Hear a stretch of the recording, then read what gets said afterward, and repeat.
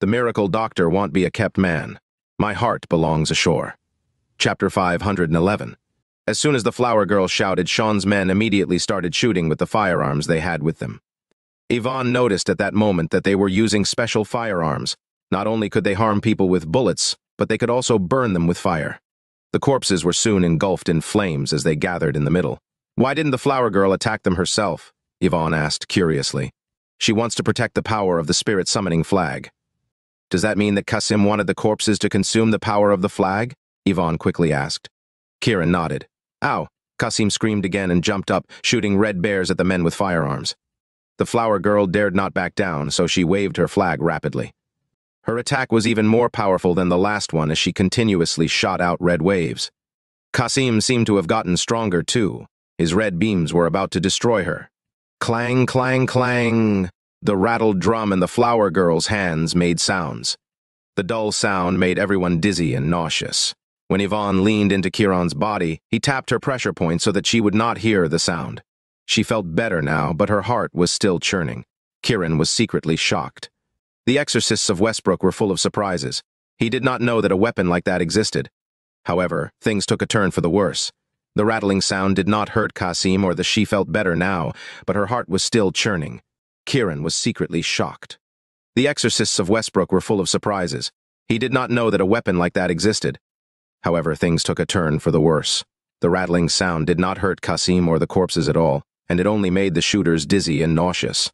Things started to go amiss as they mistakenly killed their own men. Even if they did not get shot by one of their own, they were eaten by the corpses. Flower girl, what are you doing? Sean stood in the distance and shouted in shock. However, the flower girl seemed not to hear him as she continued playing the rattle drum. Kiran said to Yvonne, wait for me here and don't move. Yvonne nodded, but she was doubtful. Why was Kiran going to take action when the flower girl was not in danger yet? Yvonne did not know that she was already at her wit's end. Why else would she use the rattle drum? The rattle drum was made out of human skin. It was her life-saving weapon. Of course, she knew that it would bring harm to others. She did not expect Qasim to be so powerful. She thought that her spirit summoning flag was powerful enough to swallow that weakling up, but that was not the case. It turned out that she was the weakling. The flower girl had underestimated Qasim. He had not even absorbed the corpse's power yet. Once he did, he would become even more terrifying. That was why she used the rattle drum out of desperation to save herself. Boom. After sounding 2 more times, the balls on the rattle drum broke off and the human skin ripped. All the color drained from the flower girl's face. Without the rattle, her spirit's summoning flag was useless, which meant that she would die soon. She could not suppress her opponent. Qasim was already making his way over and he hit her flag. The flower girl felt an overwhelming force and was sent flying. The spirit summoning flag fell out of her hand while she flew like a kite with a broken string. Thud. The flower girl fell heavily onto the ground and spurted out 2 mouthfuls of blood. Before she could move, Qasim was already in front of her. He stretched his hand out to grab her head. She was so frightened that she quickly rolled over to dodge it. Boom! There was an explosion on the ground where she had just rolled away from, leaving a hole the size of her head. When the flower girl saw that, she went numb. If she had not dodged, her head would have exploded like a watermelon. She could not care less about her dignity, so she got up and ran. Unlike the sluggish corpses, Qasim quickly followed her. The flower girl was in despair, running everywhere like a stray dog. It was like a game of cat and mouse for Qasim. He chased her relentlessly without killing her. The flower girl finally ran in Sean's direction. Sean was already trembling out of fear. Run! I can't control him anymore, the flower girl shouted while running. Ow! Qasim let out another shout. With a loud bang, he caught up to her and punched her in the back before flying up. Bam! The flower girl fell to the ground and vomited blood again. She wanted to get up and run again, but it was too late. Qasim picked her up and tossed her aside. She had no power to fight him anymore. She had become a tool for him to vent his anger. Her arrogance from earlier had vanished. She was even more miserable than a football being kicked around on a football field.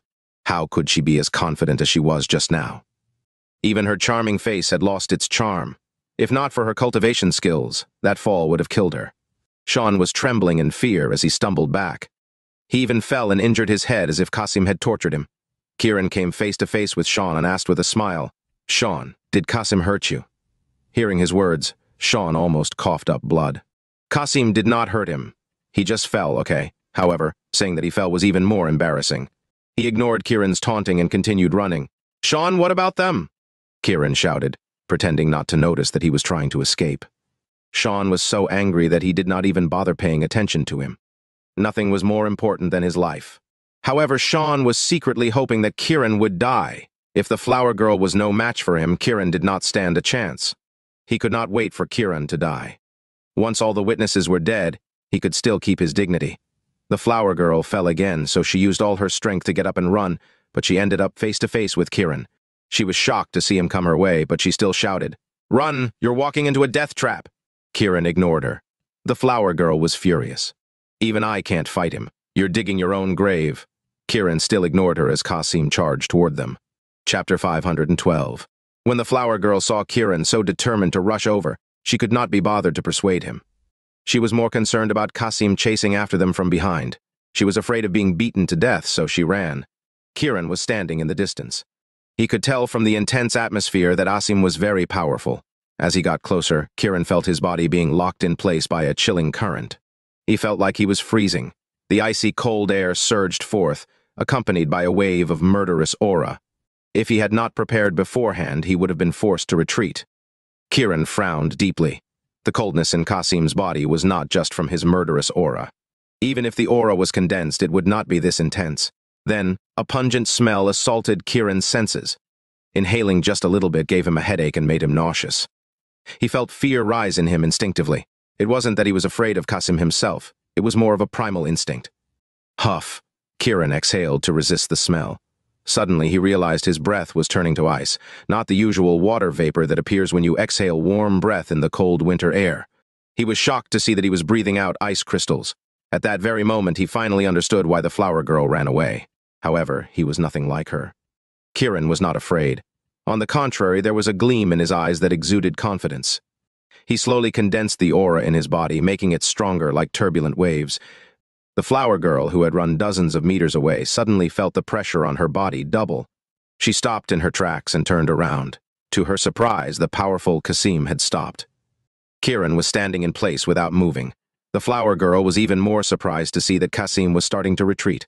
She thought that she was mistaken, so she rubbed her eyes to make sure that she saw it right. Was Qasim afraid? Her mind was filled with ups and downs. While crawling away, Sean noticed that Yvonne had calmed down, so he curiously looked back to see what was happening. In the next second, Sean and the flower girl were in shock. Kiran was walking toward Qasim slowly and steadily while Qasim retreated. The sight of Qasim retreating was unimaginable. Just a moment ago, he had been charging at them. Yvonne breathed a sigh of relief. "Well done, Kiran." "Impossible," Sean murmured, expressing his disbelief. If the flower girl failed to fight the corpses and even got hurt in the process, how could Kiran do it? The flower girl was also in disbelief. How could Kiran scare Qasim so easily when she struggled just now? Was Kiran a special type of human? The proof was right before her eyes. Kiran approached Qasim quickly. Even as Qasim retreated faster after retreating for over 10 meters, Qasim let out a roar, which made the flower girl tremble in fright. She was reminded of the horror of Qasim's attack. She thought that Qasim had regained his confidence and was about to fight back. Just as she was about to laugh at Kiran, she saw Qasim screaming as he ran away. She was furious. When the immensely powerful Qasim saw Kiran, he ran away like a mouse encountering a cat. How twisted was that? Even Kiran was surprised. Qasim did not look like he was faking it. He genuinely seemed to fear him from the depths of his soul. Was Qasim's corpse still conscious? Soon, Qasim began jumping up and down in the cavern, running around like a sewage rat. The flower girl could not bring herself to leave as she continued looking at the scene in front of her. She could feel herself go crazy. Was that what she looked like just now when Qasim was chasing her like a stray dog? Now, Kiran was the one Qasim was afraid of. She recalled how much she looked down on him just now, and her face burned with shame. She wanted to slap herself twice to numb the embarrassment. "Qasim, aren't you tired?" Kiran asked calmly. Qasim ran even faster. Kiran was sure that he was conscious, so he quickly caught up with him. The flower girl was even more furious that Qasim had defeated her, even though she had a magical weapon. The fact that Qasim was now being chased around by the empty-handed Kiran made her jaw drop. Qasim was a corpse after all, so he ran around chaotically until Kiran finally managed to stop him.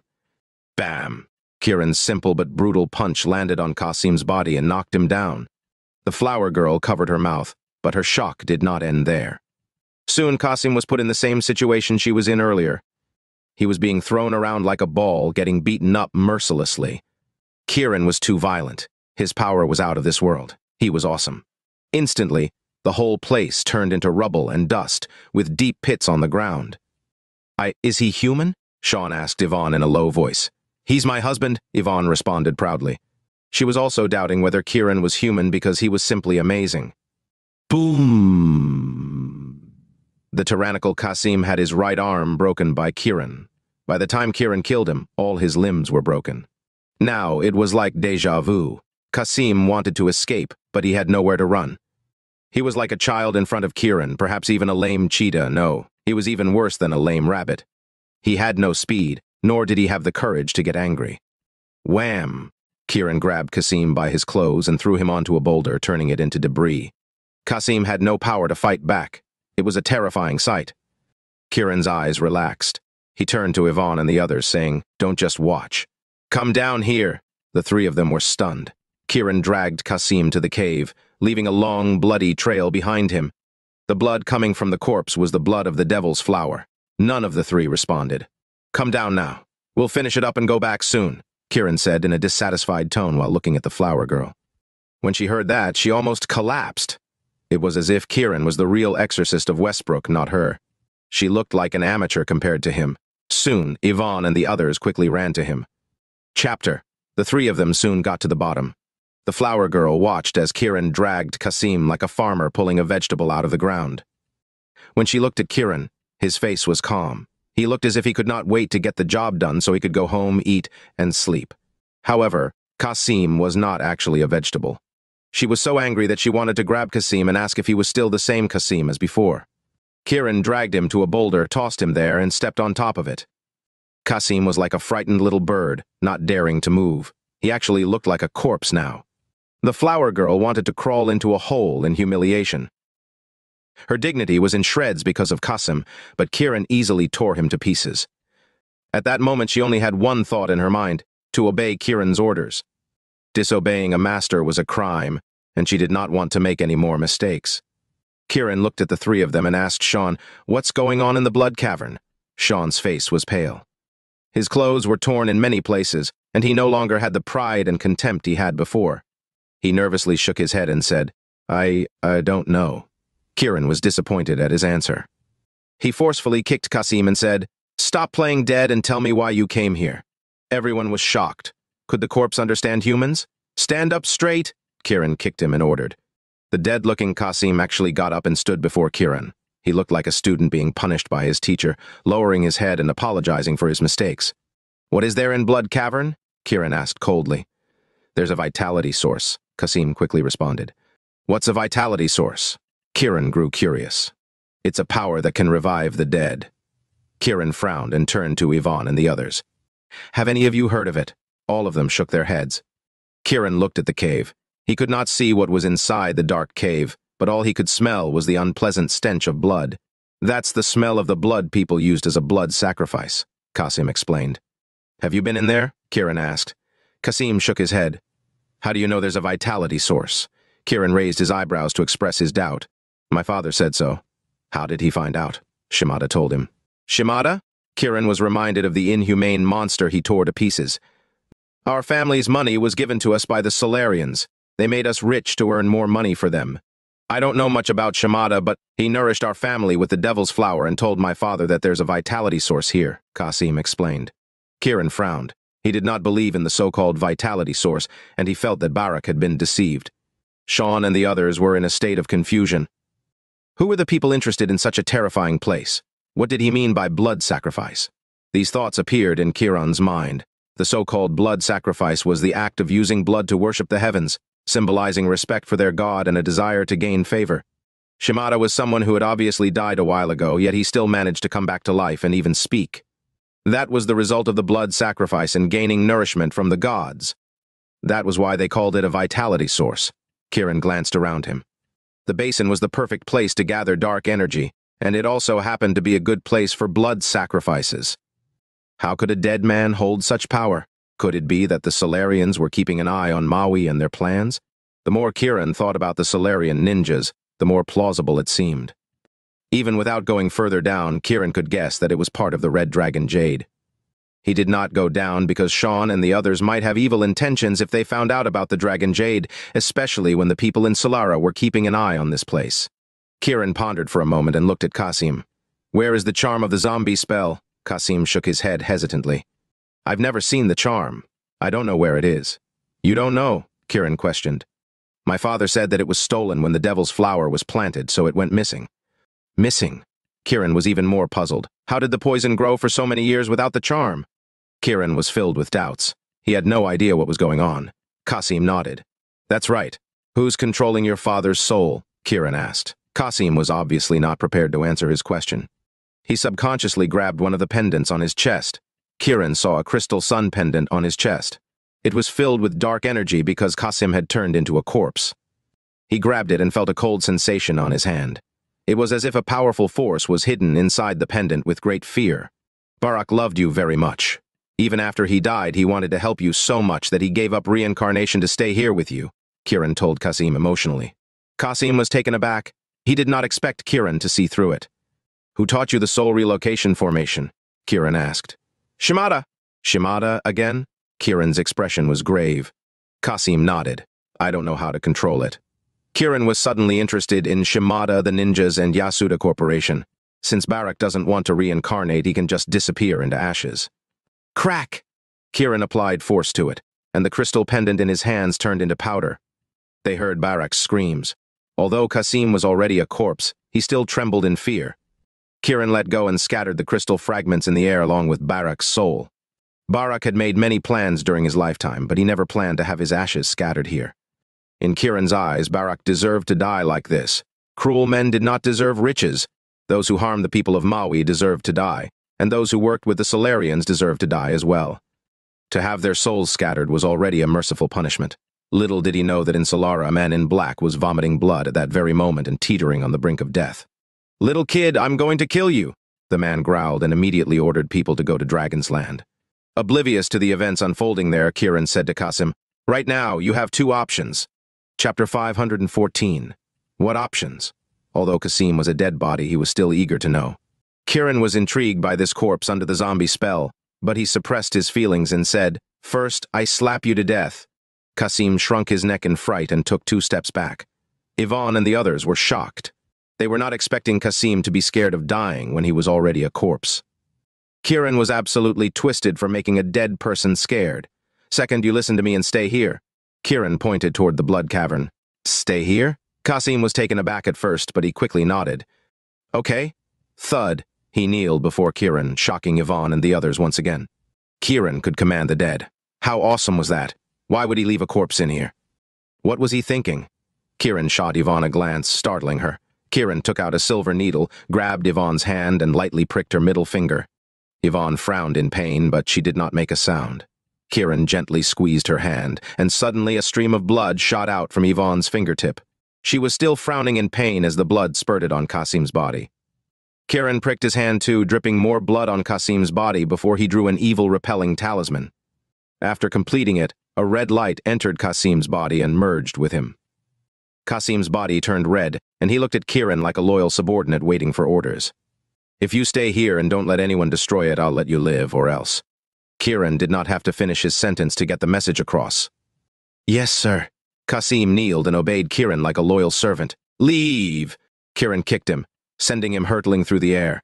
Thump! Qasim slammed into a distant mountain, producing a thunderous noise, followed by violent shakes that sent rocks and trees scattering everywhere. Kiran no longer paid attention to him, and he turned to the flower girl instead. She was startled. After meeting his gaze, she felt guilty. Kiran smirked and said, "Flower girl, I told you that there would be a bloody disaster. Am I right?" The flower girl was even more embarrassed to hear those words. She wanted to turn invisible and disappear immediately. Yvonne and Sean looked at Kiran curiously. Did he have to be so petty? Kiran ignored the two of them and continued, "Flower girl, do you now believe that my divination skills are very accurate?" Yvonne gaped at him. Kiran said he did not know divination earlier. Why was he saying that he knew that all of a sudden? However, the flower girl had a different reaction. She looked at Kiran in surprise while she was thinking back to when he mentioned the bloody disaster. Kiran was right. That was exactly what happened. She was starting to believe him. Kiran took a step forward and walked toward the flower girl. She was startled. Just as she was about to step back, Kiran lifted her messy hair out of her face, revealing her beauty. However, Kiran knew that she must be quite old. Yvonne was stunned. Was Kiran interested in her? The flower girl thought that Kiran was interested in her too, so she straightened her back and looked at him expectantly. Kiran stared at her face for several minutes before shaking his head with sympathy and regret. Yvonne and Sean had no idea what that meant, but the flower girl knew that Kiran looked hesitant because he had just read her fortune, and he must have seen something. What did you see? Didn't I say that there would be a bloody disaster? Kiran smiled faintly. The flower girl was even more afraid now that he was not saying anything. Exorcists were superstitious people. After Kiran read her fortune, she felt like her life was in his hands. It made her uneasy just thinking about it. Kiran said that there would be a disaster just now, and it happened, which meant that his predictions were accurate. She could not let such talent go to waste. She plopped onto her knees and begged him, "I'm sorry for my ignorance. Please forgive me." Yvonne and Sean were shocked. What was happening? How could she kneel and beg Kiran? Kiran shook his head, refusing to say a word. The flower girl knew that fortune tellers never told the other person their fate because that would easily lead to revenge or even death. That made her believe him even more. Thud, thud, thud. She hit her forehead 3 times. "Please, give me some advice, sir." At that moment, Kiran was no longer someone she looked down upon. Her earlier arrogance vanished once she understood that he could not only defeat Qasim, but also had knowledge of divination. His predictions were too accurate, especially when he could predict what others were going to say before they said them. The fact that a corpse like Qasim obeyed him showed how godlike he was. Who was she to disrespect him? To her, Kiran was not only an expert, but a god. Yvonne looked at Kiran expectantly. She must find out her future with Kiran. Her charming gaze made the flower girl even more convinced that Kiran knew divination. "Sir, please enlighten me." The flower girl was so desperate she was about to cry. Qasim had shattered her confidence, so she wanted to know her destiny. Kiran was pleased to see she had finally surrendered. "Do you really want to know your fate?" The flower girl thought that Kiran was going to give her advice, so she excitedly nodded. "Yes, sir. Under one condition," Kiran pointed at the Blood Cavern. "Stay here for 3 years. After 3 years, I'll come here and tell you destiny." "Huh?" The flower girl exclaimed with disappointment and reluctance in her eyes. She thought of Qasim and got scared. "I'll teach you esoteric exorcism," Kiran said, as calm as water. "Sir, you know esoteric exorcism?" The flower girl's eyes showed joy and excitement. Kiran nodded. "Your magical weapon can only perform low-level control. High-level control of corpses and spirits comes from within, like humans. Esoteric exorcism will allow you to communicate with these evil spirits." Gasp! Yvonne and Sean had no idea what that meant, but they supposed it was very powerful. The flower girl's eyes were filled with anticipation. She began to fantasize about learning esoteric exorcism. That method was rumored to have been lost a long time ago. Chapter 515. The legend of esoteric exorcism was a method of mythist transcendence.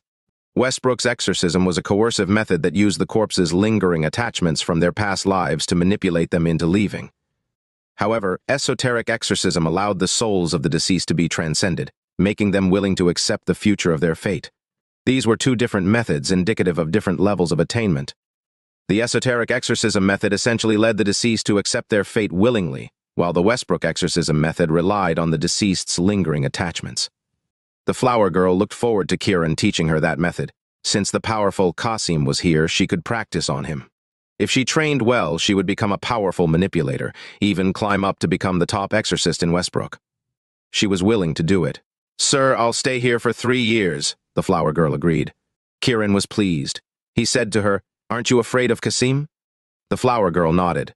"I'm afraid, but I believe that your esoteric exorcism methods would allow me to control him." At that moment, Kiran's level of attainment was incomprehensible. He was a borderline demonic genius. "Are you sure?" Kiran asked again. She immediately understood that Kiran wanted her to swear. Besides, this was a rare opportunity. The flower girl kneeled and raised her right hand. "I, the flower girl, swear to God that I will stay in Blood Cavern and protect this place for the next 3 years. If I violate my oath, I will surrender myself to Qasim." "Good." Kiran agreed readily with a joyful look on his face. For an exorcist, swearing to be eaten by corpses was a huge taboo. It was not that he was suspicious of her. People were just too unpredictable. What if she did not fulfill her promise? That was why he made her swear. "Thank you, sir." The flower girl was ecstatic. Kiran began to teach her esoteric exorcism. She learned quickly, memorized the formulas, and began practicing on her own. Soon, her thoughts and realms were completely different, as if she were introduced to a whole new world. Overjoyed, she thanked Kiran repeatedly and obeyed him even more. Kiran was surprised. He had seen esoteric exorcism methods in ancient books before. He memorized them after reading them, but he did not expect them to be so useful one day. It looked like his efforts were not in vain. Sean watched the scene before him, full of admiration for Kiran. Then, slap! Kiran suddenly slapped Sean without any warning. His sudden attack completely blindsided Sean. The flower girl trembled with fright. Ah! It took Sean a few seconds before he registered what was happening, and he screamed. Sean, I read your fortune just now too. I forgot to tell you that you have a disaster coming your way as well, Kiran sneered. Sean's bleeding lips were twitching. He covered his face, not daring to speak. If Kiran could make the flower girl kneel before him and beat Qasim up, who was he to fight back? Not only was he furious that Kiran hit him, but his teeth were broken too, so he had no choice but to swallow them. If he said anything else, he would get beaten even more. One slap and his world started spinning. Remember, from now on, Maui belongs to its people, not the rich, Kiran reminded him coldly. Kiran was not only angry that Sean looked down on him, but also because of his involvement with people like Barak. Sean nodded with a pale and depressed face. Fuck off, Kiran yelled angrily. Sean was so frightened that he crawled away. The flower girl was even more afraid of Kiran now. Despite her prowess, she still needed someone strong to rely on. Seeing Kiran showed no signs of fear, she was even more unnerved. So, she quickly gathered the courage to ask Kiran for his number. Chapter. Considering she was there to guard the place, Kiran thought it made sense for her to have his number in case of emergencies, so he shared it with her. The flower girl was overjoyed and felt at ease, as if she had discovered a treasure. Kiran took another look around to make sure that there was nothing unusual going on. Then he told the flower girl not to enter the Blood Cavern if she wanted to stay alive, and he left with Yvonne. Moments after they left, Yvonne pounced on him and cried in his arms. Kiran was in a daze. What was happening? Why was she sobbing so miserably? She was acting as if he had slept with her. What's wrong? Kiran held Yvonne in his arms and asked her with a panicked expression. Yvonne wiped her tears and said, Honey, you know divination, right? Aye. Kiran almost choked. Did she actually believe him? He was at a loss. Is there anything wrong? Read my fortune and tell me when I can be with you? Yvonne tugged at his arm and said anxiously. I don't know how to do it, Kiran said angrily. Did all women have lower IQs when they were in love? How did she actually believe him? Honey, I just want to know, Yvonne begged. I really don't know, Kiran insisted. You're not telling me. How did you predict the flower girl and Sean's future so accurately? Yvonne was angry. You mean the bloody disaster? Kiran asked smilingly. Yvonne nodded. Yes. Ha! Kiran chuckled. That's simple. What do you mean? Even if they didn't encounter a disaster, I can just create one for them. Kiran lifted his hand. Create one? Yvonne suddenly remembered that he beat Sean up and made him bleed. Kiran massaged his temples and said to her, You're going to suffer a bloody disaster too. Are you going to hit me? Yvonne quickly covered her face. Kiran shook his head and pointed at her pants. Yvonne was stunned. She suddenly felt discomfort in her body, or more accurately, in her pants. Close your eyes, Yvonne shouted in horror. Her face turned red in embarrassment, and she was at a loss. How was she going to deal with this? It was not that time of the month yet. How embarrassing. Let's go. Who's going to look at you in the barren mountains? Kiran brushed it off. Yvonne wiped her forehead and stared at him in astonishment. What did he mean? Was he even human? Was she that unworthy of his attention? Kiran was already way ahead. Yvonne hurriedly followed, but she did not walk in front of him for fear of being seen.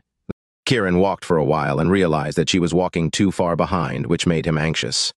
Without turning back, he said in front of her, Come here. I'll carry you. Yvonne was overjoyed. A smile appeared on her pretty face. She immediately came over and leaned on Kiran's back. She was naughty enough to press herself against his back to let him feel her. Kiran was used to being oppressed by snow, so he did not think much about it. He held onto her thighs and carried her on his back. Yvonne trembled slightly. Seeing as Kiran did not take advantage of her, she was feeling happy inside. She leaned into his ear and said, Are you giving me a piggyback ride? Yeah, I'm giving a pig a ride, Kiran said without turning back. Fuck you. You're so mean. Yvonne's good mood was ruined, so she slapped him. Kiran stopped teasing and carried her down the mountain, returning to Clearwater Cave. When Kiran returned, he saw Serena pacing back and forth anxiously. When she saw him, she immediately rushed toward him. Chapter. What's wrong? Kiran put Yvonne down and hugged Serena. Kiran. Aurora suddenly fell unconscious, and she's not waking up, Serena said while sobbing. Unconscious. Kiran was reminded of Aurora's parents. Why did she fall into a coma before the antidote was even found? Serena's face was pale with anxiousness. Kiran looked anxious too. Mr. Kiran! Maxwell, Augustus, and the others greeted him one after another. After Kiran went to deal with the corpses, they went to rescue the people in the village. Fortunately, they were all safe. When they settled everything and came back, they saw Aurora sleeping. Initially, they thought she was merely taking a nap, but soon they sensed something was amiss. Her breathing became fainter and fainter, as if she might die at any moment, causing them great anxiety. Maxwell, Augustus, and the others thought that she had been poisoned, so they took turns trying to treat her with their own methods but were unsuccessful. Serena then stopped them from trying anymore and told them to wait for Kiran to return. What happened? Kiran asked. Serena briefed him about what went down. Kiran immediately entered a room on the east side of the chieftain's courtyard and saw Aurora lying on the bed with her eyes closed, motionless like a dead person. When we went to look for people in the village, she was fine, but when we came back, she was like this, said Serena. Did you encounter anything? Was she poisoned? Kiran asked. Serena and the others shook their heads. Let me take a look. Kiran walked over and felt her pulse. It was steady, as if she was asleep, and he did not notice anything unusual. However, he could sense that Aurora's breath was getting weaker, as if she would stop breathing at any time. Kiran gave her a thorough checkup. He even used acupuncture and inner energy to recover her breathing, but it did not help. What do we do? Serena was even more worried now, seeing as Kiran had run out of ways to help her. Have any of you seen anything like this before? Kiran felt something strange about this situation. Everyone shook their heads. Kiran sat quietly for a while, recalling the time Aurora talked about her parents. Now it was her turn. In the end, the root of it all was still her father. If they did not find out about him, they would never know the cause. We'll go to the city now, and we'll leave for Aurora's hometown, Fox, Kiran said to Serena. She nodded. Oi! Mr. Kiran, you're leaving? Maxwell was reluctant to let him go. Augustus also said, Mr. Kiran, can't you stay for a few more days? He wanted to learn martial arts from Kiran because Kiran was a godlike figure to him. Kiran glanced at the sleeping Aurora. Her father only has 3 days to live, so I must find the cause and solve it as soon as possible. Augustus nodded. We'll always welcome you back to Maui, Mr. Kiran. Kiran thought of the Blood Cavern and nodded. I will be back. He turned to Maxwell and said, in the future, you'll help develop Maui and do good for the Maui tribe. Maxwell felt valued. He nodded excitedly and said, Don't worry, Mr. Kiran. Thank you, Mr. Kiran. When the others heard about the development of Maui, they were full of gratitude. After saying a few more things, Kiran returned to Maui City. Maxwell, Yvonne, and Serena followed him back. Kiran held the comatose Aurora the entire time. To Kiran, this little girl was of great importance, making the situation very serious to him. After returning to the city, they checked into a hotel. Kiran changed and looked at Aurora. There were still no signs of consciousness. Frustrated, he walked out. Maxwell followed him out and said, Mr. Kiran, where are you going? Chapter. I'm going to drink. Kiran got the idea when he was looking at the city. Yes, sir. Maxwell led the way. They came to a bar called Mortal Dream. When they returned to the city, it was already night, so the lights were on. Seeing Maui City at night, Kiran got emotional when he recounted what happened. Although his time here was short, so many strange things had happened, especially the investigation of the love spell and zombie spell. He may not have the answer yet, but at least he learned something. He had not had a good drink in a long time. Ever since he found out about his family feud, he had been unhappy.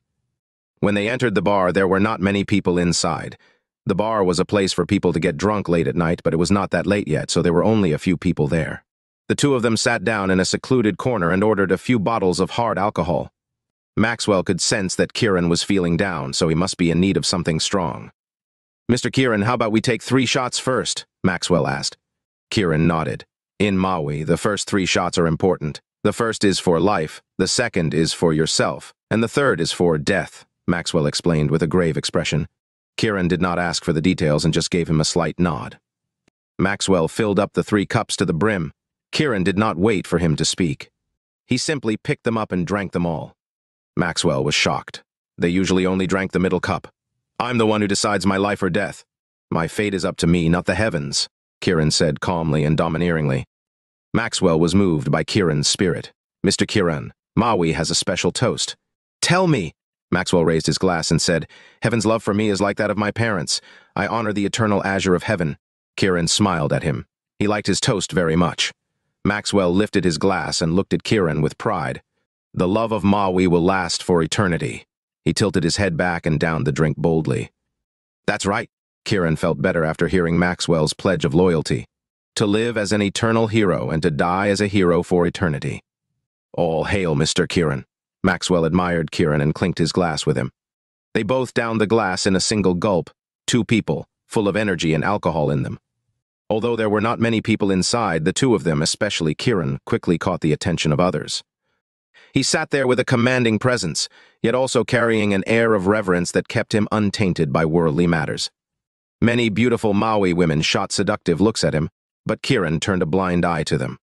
Just then, a tall, beautiful woman with a beauty mark between her eyebrows came with another bottle of alcohol. Maxwell was about to turn her down, but she said, "I'm the owner of Mortal Dream Bar. My name is Ruby Lachlan. What do you think of the place?" Kiran looked at the woman in front of him. She was dressed very fashionably, unlike the people of Maui, but she had the fair skin of the people here. The beauty mark between her eyebrows was the cherry on top, making her look even more charming. There was a touch of femininity and elegance to her, like Lillian's, but weaker. Seeing as Kiran did not refuse, Maxwell said, "The Maui wine tastes very authentic. I haven't had it in years. I have even more authentic ones." Ruby was talking to Maxwell, but her eyes were looking at Kiran. She was aware that Kiran was the real master here. Chapter 519. "We can take care of the drinks ourselves. You can continue with your work," Maxwell said to Ruby because he knew Kiran was feeling down. In fact, Kiran was actually intrigued, so he said with a smile, "Let's have a drink. A dream in every cup, may luck be with me." Ruby remained composed and graceful as she elegantly removed the cork of the bottle. Her gentle movements evoked people's reverie. She filled up both their glasses.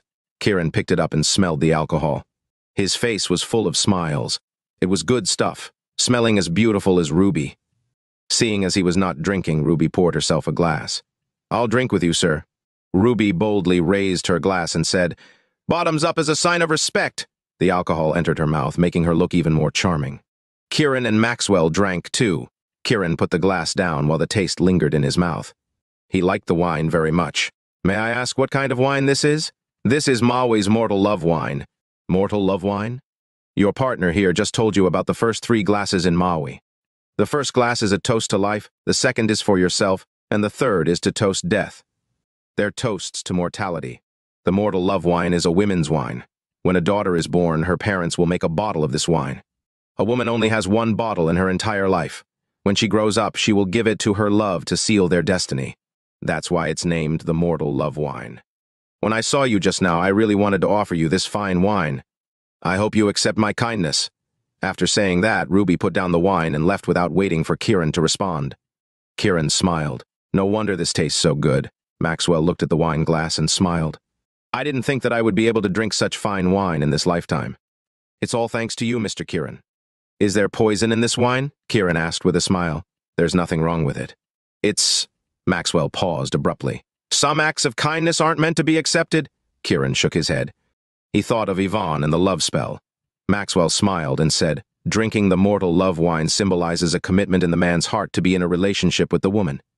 He looked at Ruby's back and continued, "She's from Maui, but she did not grow up here. It seems like she returned to retrieve the Mortal Love Wine. Perhaps she's waiting for the man of her dreams to appear." Kiran sneered. "It's just wine. You're overthinking it." Maxwell could not help but laugh.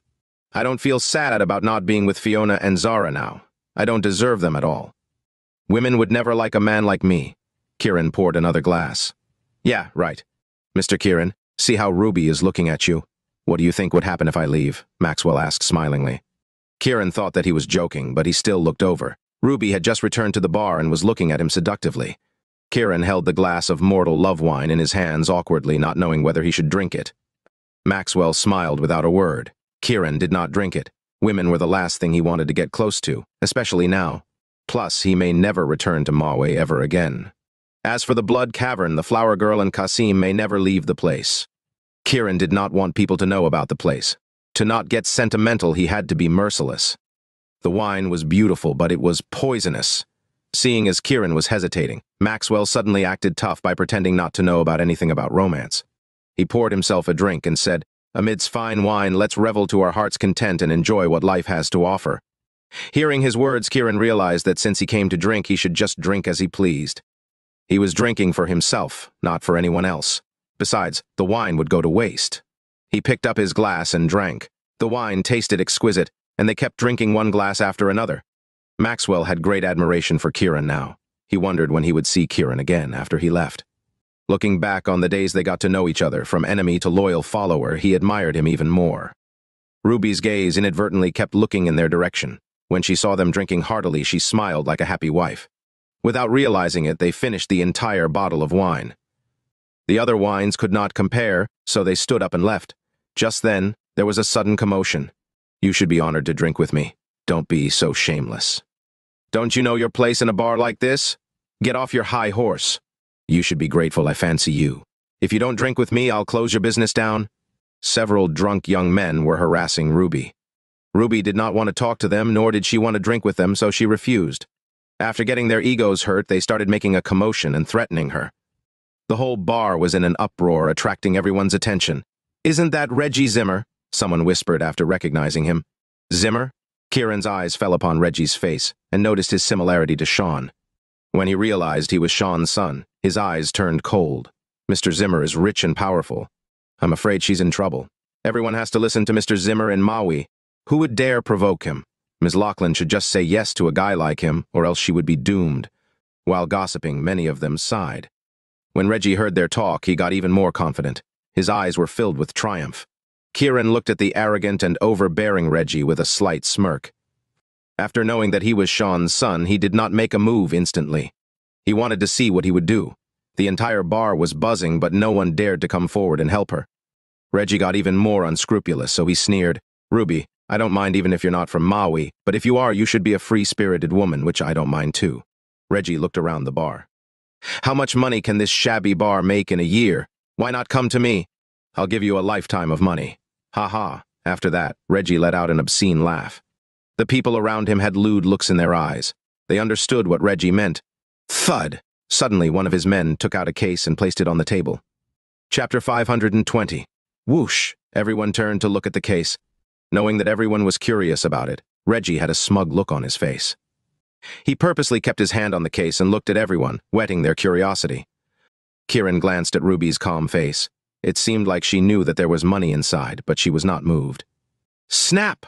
One of Reggie's companions thought that it was time to satisfy everyone's curiosity, so he opened the case to reveal it filled to the brim with $100 bills. The bright green bills immediately captured everyone's attention. Reggie looked satisfied. Money wasn't everything, but without it one couldn't do much. Was there anyone in this world who did not love money? Especially when it came to women. No woman could not be bought with money. Splat! Reggie picked up 2 wads of cash and arrogantly threw them in front of Ruby without a word, but his intentions were clear. Ruby's eyes showed her annoyance, even as she pretended not to notice the money. Splat! Reggie scoffed and threw several more wads of cash at her. He did not say a word, but his arrogant face was clearly implying, "Is this enough?" In the bar, many women's eyes sparkled, especially those who worked at the nightclub. They were shooting him alluring looks, eagerly hoping that the money was theirs. Ruby still said nothing, but her eyes blazed with anger. Bam! Reggie poured out the money in front of her and asked coldly, "Is this enough? Wow! That's so much money!" a woman exclaimed in envy. Ruby turned pale. "Is it not enough?" "Ha!" Reggie chuckled. "How much will it cost for you to sleep with me?" Ruby was completely furious. She trembled and retorted, "Show some respect." She turned to leave, but Reggie grabbed her wrists. "Did I allow you to leave? Don't act like you have a choice. Your rejection is an insult to me. If you're not going to do it the easy way, I guess we'll have to do it the hard way." Reggie glanced around the bar. "With my money, countless women would stand naked in front of me for me to choose. Who do you think you are? Believe it or not, but I'll strip you naked and make you put on a live show." Reggie's face was smug and vile as he bullied the weak. Ruby was not strong enough to break away. "Mr. Zimmer is so cool. Mr. Zimmer, when you're done with her, can you let us have a taste? Look at how innocent she looks. We can't wait to see how she'll look in bed." Reggie's friends started to back him up with their repulsive remarks. Ruby may seem weak, but she was headstrong. She had never been this humiliated before. In her anger, she grabbed a glass of wine from the bar and splashed it on Reggie's face. The whole place went dead silent. The wine dripped down Reggie's face while he stared blankly at Ruby as if he was in a dream. The smile on his face quickly vanished, and his anger surged. "You bitch, I'll make you suffer today." He reached out to grab Ruby's chest and bam! The moment his hands brushed Ruby's clothes, Someone caught his hands. A handsome, heroic man. It was Kiran. "Who do you think you are for stopping me? Get out of here." Reggie cursed at him like he was nothing. "I'm angry that you disturbed my drinking session." Kiran was calm. Although he had nothing to do with Ruby, he must seek justice for her. He could not just sit back and do nothing after he drank her mortal love wine. He had to intervene. Maxwell was watching them too, but he could not do anything without Kiran's orders. He did not expect Kiran to teleport in front of Reggie. Kiran quickly let go of him, not wanting to dirty his hands. Reggie thought that he was afraid. With his mighty father to back him up in Maui City, who would dare offend him? His arrogance rose again and he said, "Are you trying to be the hero, pretty boy? Did I disturb you? How about I beat you up? Even if you're angry, what can you do? Kid, don't forget that we're in Maui City. Beating you up will be a waste of effort, so you better keep your anger to yourself." Reggie's men went wild. They gave him a thumbs up and said, "Mr. Zimmer is the best." One of them continued provoking him. "Mr. Zimmer, what if he's good at fighting and your bodyguards are no match for him?" With that one sentence, Reggie's dozen or so bodyguards immediately surrounded Kiran with angry faces. These arrogant second-generation heirs were used to unruly behavior. They often resorted to threats or had their bodyguards handle things. Seeing as Kiran ignored their status, they were prepared to have their bodyguards get rid of him as if they were throwing out the trash. When Reggie saw his bodyguards surrounding Kiran, he calmly joked, "How is it? Are you still feeling disturbed? Are you still angry?" He pointed at Kiran and continued, "What's a pretty face like you doing, saving the beauty? Can you even save her?" He patted his own face and said, "If you want to vent your anger, come and hit me if you dare." Kiran glanced at the bodyguards and the arrogant Reggie. He shook his head without saying anything. "Are you scared, kid?" Reggie was getting even more out of hand. "You're mistaken." Maxwell stood up when he saw that Kiran was not in the mood to deal with these people. "Mistaken? Do you want to surrender?" Reggie was ecstatic. Maxwell shook his head. "My master doesn't want to talk to a despicable fucker like you." Reggie was stunned. "You're a sick man that's just asking to get beaten up." Maxwell paused before saying, "Doesn't that make you a fucker?" Maxwell was straight to the point. He glanced at Reggie in the crowd, asking, "Doesn't he look like a little fucker?" Hearing Maxwell's mockery, Reggie retorted in humiliation, "You're going to die!" He gestured to his bodyguards and said, "Kill that pretty boy." He focused his gaze on Kiran. "Crippling him won't be enough. I want him dead." The bodyguards made a move after receiving orders. Among the crowd, Maxwell dashed between two bodyguards and stood in front of Kiran. Kiran tasked him to develop Maui and help the people of the Maui tribe, so getting rid of little pests like Reggie was his job too. Plus, if they were asking for it, Maxwell was determined to fulfill their wishes. If Kiran refused to dirty his hands, Maxwell was happy to do it for him.